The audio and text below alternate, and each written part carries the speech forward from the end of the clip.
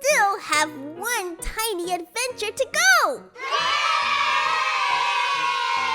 We're at the Hoover Dam in Boulder City, Nevada! Cool! Thank you, Mr. Officer, for letting us through. You are welcome. Let's go! Guess what? Over 7 million people visit the Hoover Dam each year. Wow! And I make 7,000,001. Do you see this bridge that we're going under?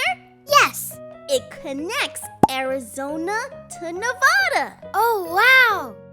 Uh-huh. It's starting to get dark. We're inside the Hoover Dam. Wow. Want to hear some cool, fun facts about the Hoover Dam? Cool! Well, from the bottom of the river to the top is 726 feet. Yeah, and it's wider than 2 football fields. Wow!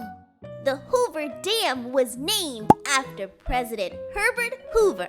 Another fun fact, when it was built in the 1930s, it caused over 600 small earthquakes! Whoa! And you see that clock right there? There's actually 2 clocks.